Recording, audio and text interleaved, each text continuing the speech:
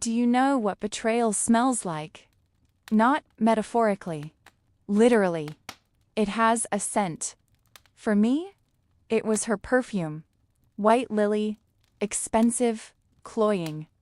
It always lingered in her room at our parents' house, and then that scent started appearing in my home, on my husband's pillow, in his car. I thought I was imagining things. A ghost of my sister, who never really grew up. Until one day I found in his jacket not her hairpin troll pills, the exact ones I'd seen in her purse a week before. And the world didn't shatter. It froze like glass about to be struck. I didn't scream. I didn't cry. I put the pills back and I started observing. I became the world's greatest detective because I was investigating the end of my own life. Their sisterly lunches when he canceled our plans. Her caring advice on how to spice up our relationship. I watched them exchange glances at the family holiday table. Glances full of a secret bigger than our shared blood. I became an expert on their lies, and the more I learned, the quieter I became inside. It wasn't rage growing in me. It was silence. A deep, bottomless, icy silence.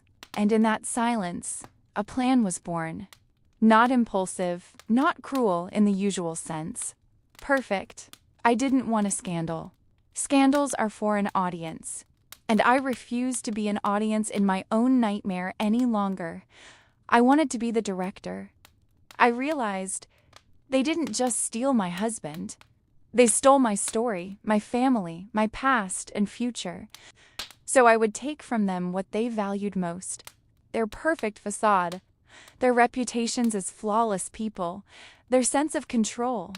I decided to give them everything they wanted and take it all away in a single moment. I became the most loving wife and the most understanding sister. I helped him launch a risky business venture, signing papers that made me the primary beneficiary. I accidentally left her old diary, open to tender school poems about him, on our mother's table. I funded her dream of opening a boutique, taking out a loan for it. In my name, I built them a perfect bubble, and then I started popping it, one pinprick at a time.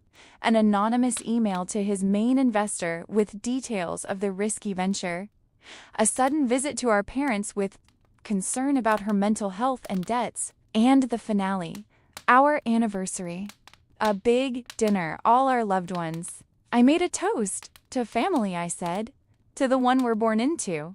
And to the one we foolishly choose for ourselves. Then I turned on the projector. The emails. The bank statements. The photo of her birth control in his pocket. The silence in the room was louder than any scream. I looked at their faces. That was it. I walked out. I didn't have a suitcase. I had all the documents, keys to a new apartment, and a one-way ticket. Revenge isn't a sweet feeling. It's an emptiness. Cold and clean, like an operating room. You cut out the tumor of betrayal, but you cut out a piece of your soul with it. I don't feel triumph. I feel the silence. That same silence born in me on the day of discovery. But now this silence is mine. Only mine. They are left there in the ruins of their own lie, with debt, shame, and the eternal knowledge that their beauty was rotten from the inside, and me. I simply survived. And sometimes, on truly dark nights, I hear an echo of their voices. And you know what? It sounds very, very far away.